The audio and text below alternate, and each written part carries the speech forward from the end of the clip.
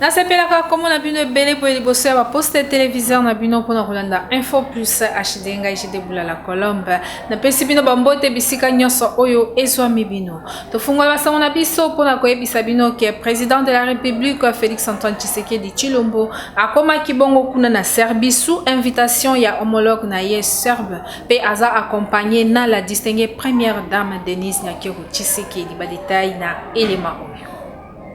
Président de la République Félix Antoine Tshisekedi Tshilombo akomaki na Belgrade kuna na Serbie. Kokende na ye kuna ezande na invitation ya homologue na ye ya Serbie Alexander pour na visite d'état ya 3 jours. Pe président de la République aza accompagné na la distinguée première dame Denise Nyakero Tshisekedi. Na kokoma na bango na aéroport boyeba ke bayambamaki kitoko epai ya vice-premier ministre ya intérieur ya Serbie.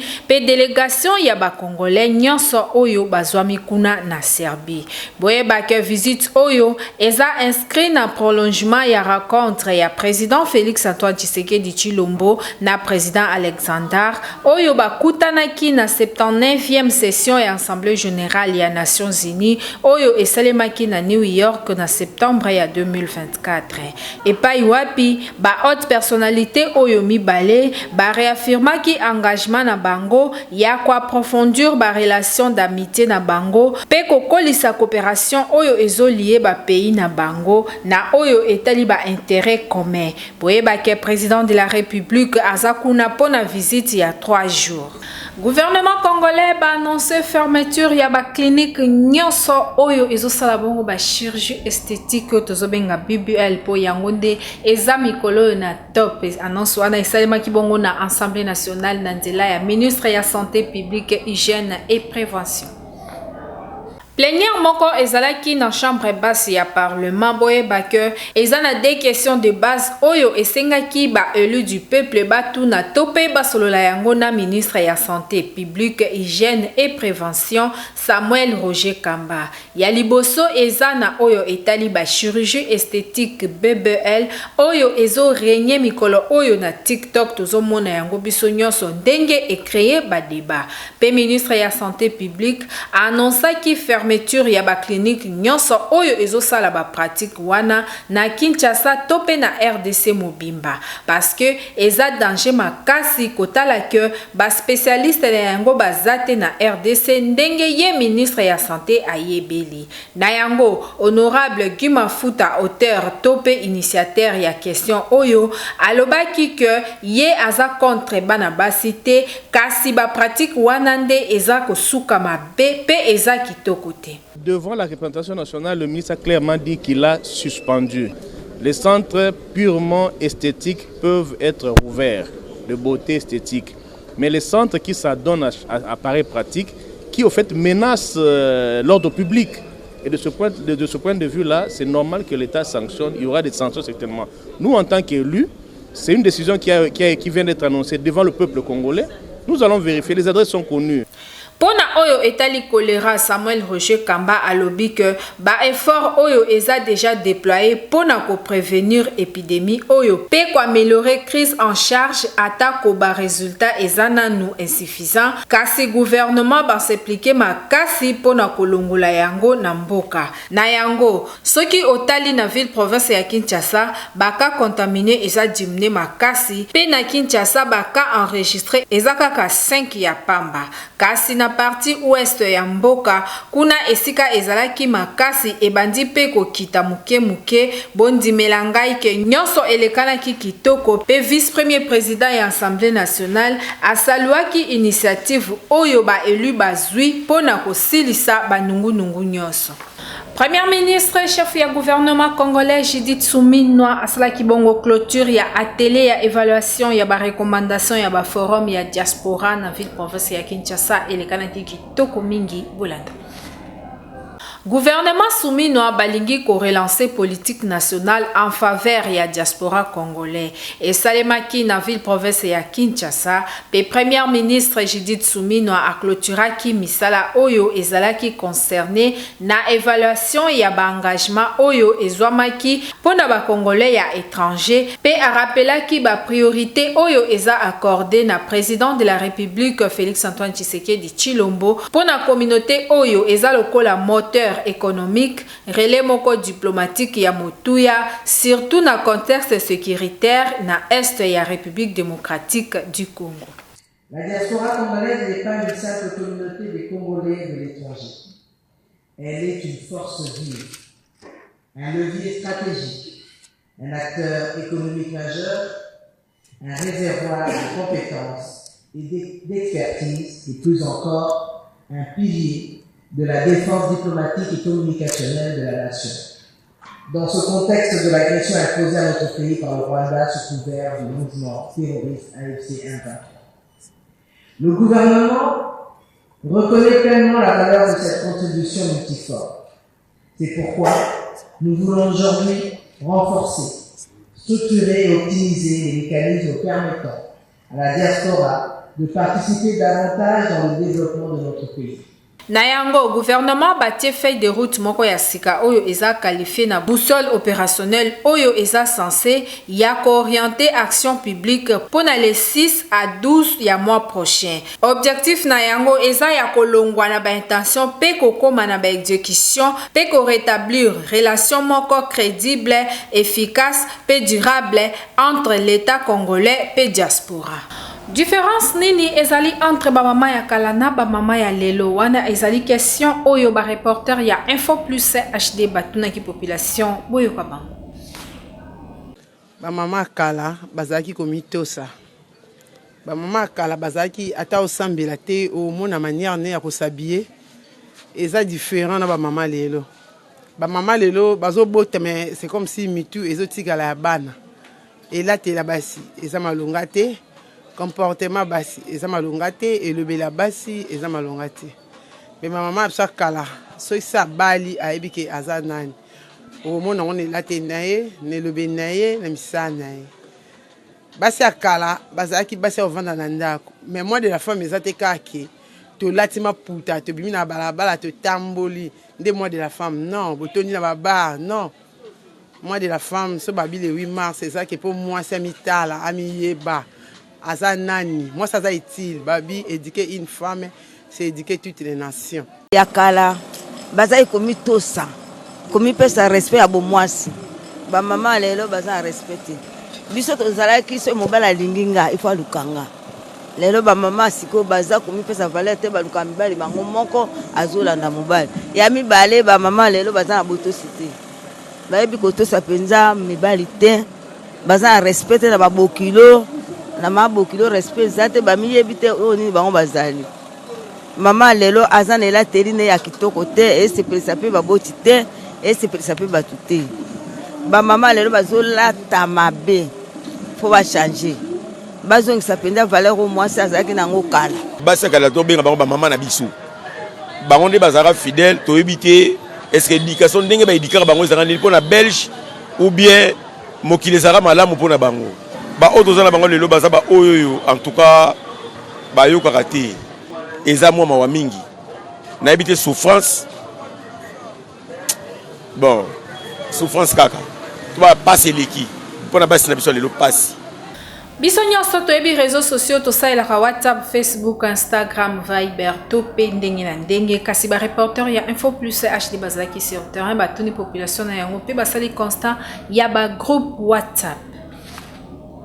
Réseaux sociaux ezali eloko oyo esungaka biso pona kozwa ba information to pe kozongisa ba contact na batu oyo tokabona na bango kala kasi kokamwa na kati ya réseaux sociaux ba WhatsApp, ba Facebook, ba Instagram e koma na ba groupe oyo epesaka ba information to pe ba makambo misusu na kati ya ba groupe wana ezalaka na ba administrateur na yango ba koma lokola baza ba directeur ya ba société soki osali erreur okoyoka kaka o na ko retirer yo na groupe oyo to boyebi te eske bazalaka na droit ya ko retirer to pe ezaka ka rigueur na kati ya groupe. Na micro ya Info Plus HD boyoka population ndenge balobaki ba vie ezalaki partager. Groupe na groupe eza na tina nango et puis eza na sujet nango tout le monde va groupe misusu ba groupe d'études, misusu eza ba groupe de prière, misusu eza ba groupe moko par exemple eza ba ancien école moko biwana. Mais par rapport ya babuzo ba genre bêtise na kati ya ba groupe dépendant na ba administration ba admin groupe wana. Groupe na groupe eza na importance na yango. Neti biso ba diplômé ba groupe ya kala o ya classe permettra biso kosolo na baninga o to kabayi na bango. Neti ba groupe ya université et permettra biso kozala na information o ya université pour na ko rater eloko te pour na ko rater petit peu.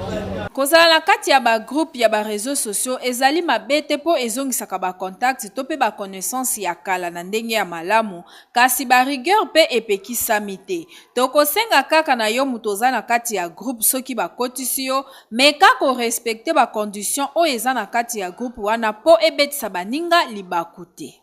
Olingi Oyeko, la prise de vie, montage vidéo et habillage, régie télé numérique, pilotage et drone et journalisme, adresse ezalaka kaka moko na Info Plus HD Centre. Info Plus HD Centre, fongoli ba porte na yango pona yo mutu olingi okoma professionnel na média.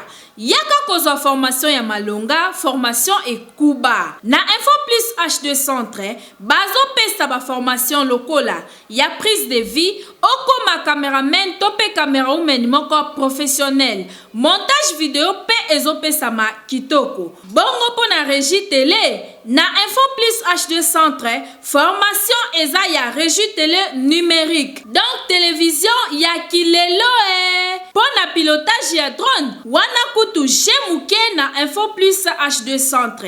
Côté journalisme, kobanga na yo te po formation na yango ezo pesa ma soin pe okokoma journaliste professionnel ya ko présenter ba journal, ko animer ba émission pe ko sala ba différents services nyonso oyo ezalaka na kati ya journalisme. Kasi na suka ya formation tunanga nini okoleka na jury na défense pe okozwa brevet na yo oyo eza qualifié et ko permettre yo osala musala partout dans le monde. Ya malamu lisusu na Info Plus HD Centre eza que ba apprenant ba kendaka ko sala ba pratique na bango libanda ya ville province ya Kinshasa. Donc na ba province mususu pona ko découvrir lisusu makambo ebele. Kasi pona ko koma na Info Plus HD Centre eza nango simple. Ezwami juste sur l'avenue Kisangani numéro 38 na quartier Baoba na commune Yangaba. Référence maison communale Yangaba.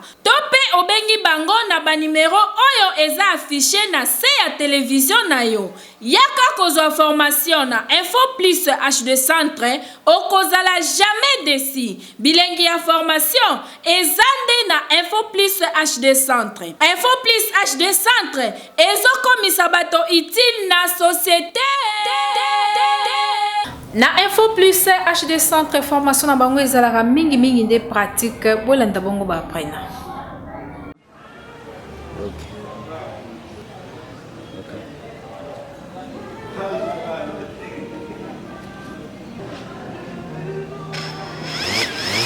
Zela ko décoller na antezela.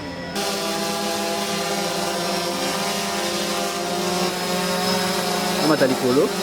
OK. Tindiga liboso. Tindiga liboso. Tika suka wana.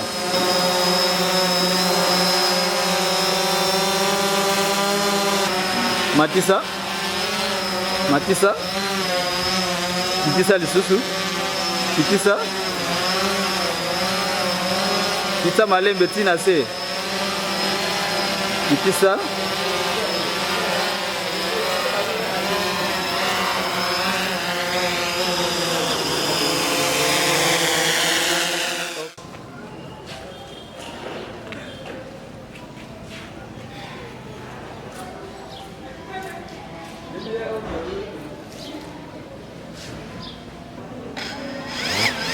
Zela komaitsa te.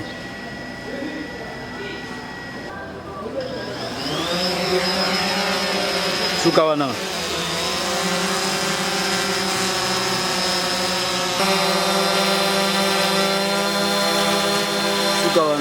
Suka wana. Maita ndamu.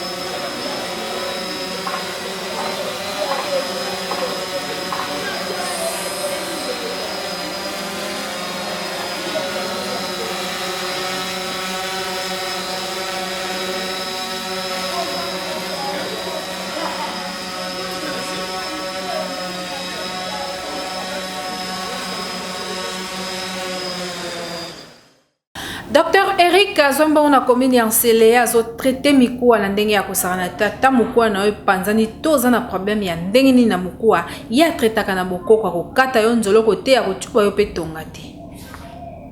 Eye! Centre traditionnel Eric Bokoko eye na solution pour na ba problème nyonso ya mikuwa. Ndeko papa ndeko mama oza na problème ya mikuwa, osala accident tope ozwa problème mukuwa na yo epanzana, kobanga na yo te yaka chez Dr Eric Bokoko aza na solution na yango. Dr Eric Bokoko azo traité na bokoko, aza na anesthésie moko naturelle pour na ba douleur nyonso oyo ezosala yo na mukuwa. Ata mukuwa ngo epanzana ndenge nini chez Dr Eric Bokoko azozongisa yango mobimba.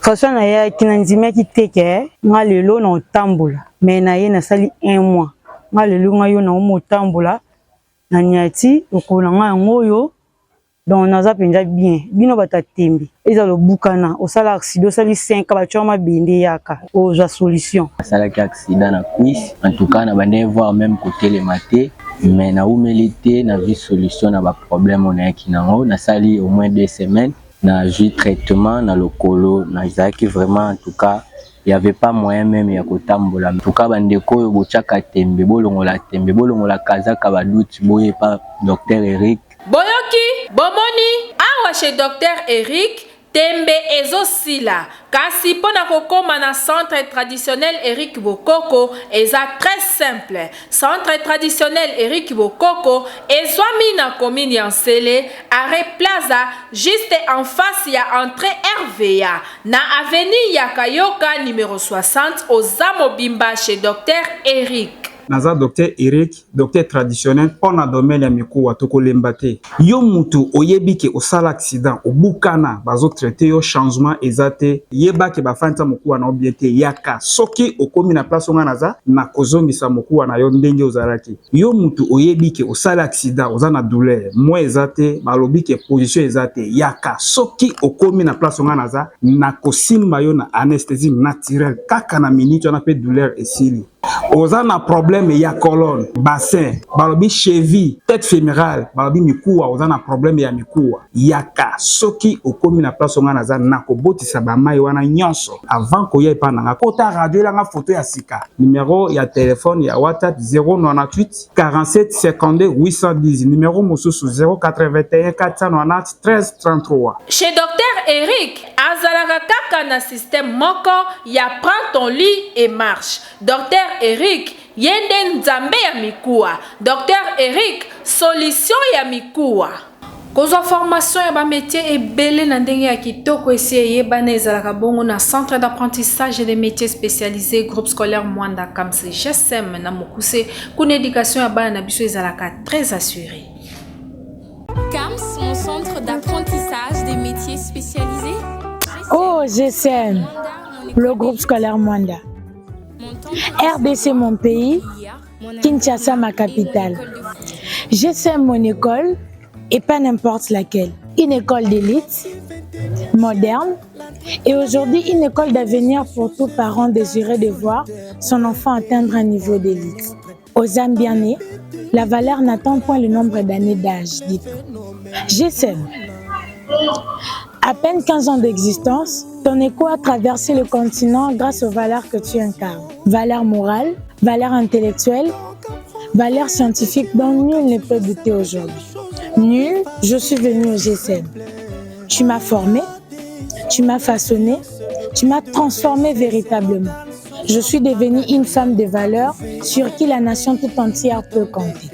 Oh GSM, qui pouvait croire à ton apport dans notre société? Qui pouvait croire à ton existence? Qui pouvait croire que tu sois devenue la meilleure école de la contrée? Je comprends maintenant que tu existais dans la préscience de Dieu. Grâce à toi aujourd'hui, les jeunes retrouvent leurs valeurs antiques.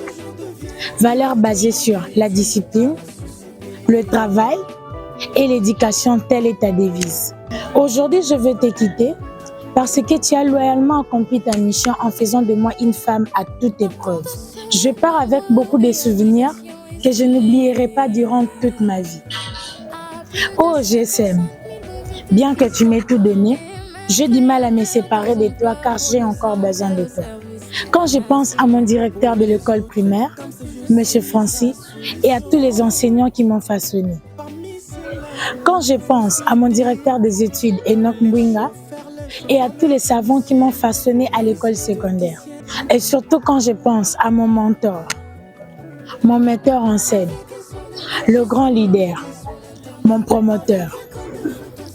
La personne en qui je trouve un esprit d'innovation, une pièce rare, une référence à la personne de M. Florent Dokimwanda, qui me donne le goût de devenir demain une femme entrepreneur. L'envie de quitter n'y est plus, mais hélas, la nature m'oblige de te quitter avec des larmes aux yeux. Oh GSM, merci car sans toi, beaucoup d'enfants seraient des grands Koulouna et enfants de la rue. Oh GSM, merci car grâce à toi, l'impossible devient possible.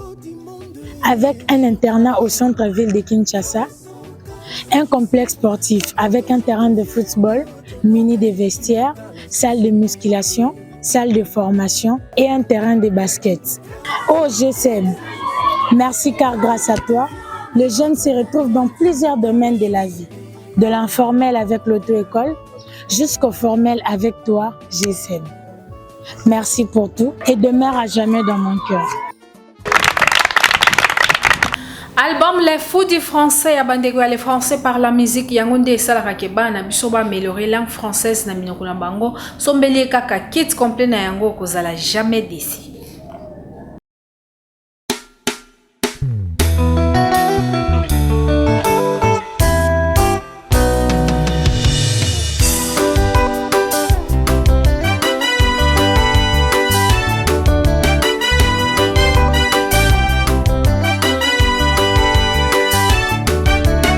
Savoir écrire et lire est indispensable dans la vie de l'homme. J'apprends l'alphabet français. A. Alphabet. B. Bébé. C. Cécile. D. Dodo. E. Écolier. F. Famille. G. Géographie. H. Homme. I. Image. J. Journal. K. Kiosque. L. Livre. M. Maman. N. Nature. O. Orange. P. Papa. Qui. Quartier. R. Rivière. S. Santé. T. Tambour. U. Usine. V. Valise. W. Wallon. X. xylophone. Y, Yaou, Z. zèbre. L'alphabet français a 26 lettres. Je m'en vais citer les 26 lettres de l'alphabet français. A, B, C, D, E, F, G, H, I, J, K, L, M, N, O, P, Q, R, S, T, U, V, W, X, Y, Z.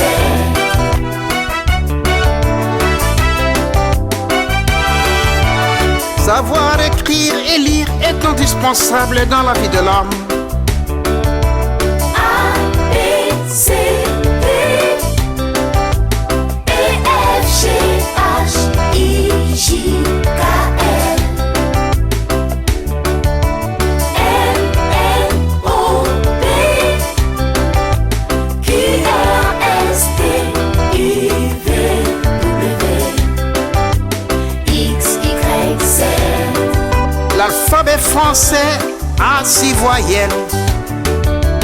A, E, I, O, U, Y. A, E, U, O, U, Y.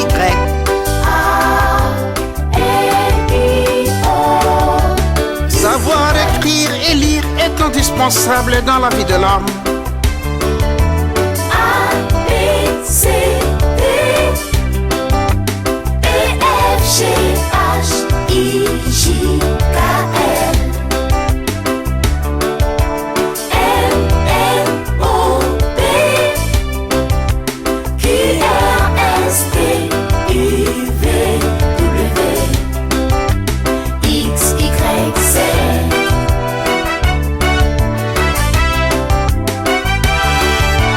A, B, C, D, E, F, G, H, I, J, K, L,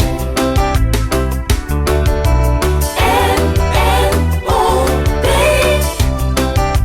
Q, R, S, T, U, V, W, X, Y, Z.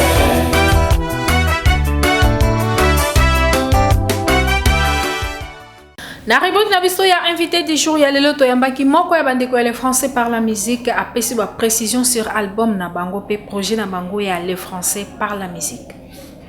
Bandeko baboti, bandeko bana biso, mpe bandeko promoteur ba école. Boyebi français na mboka oyo langue enseignement. Ye azali tilo azali professeur, azo tangisa français na ba école.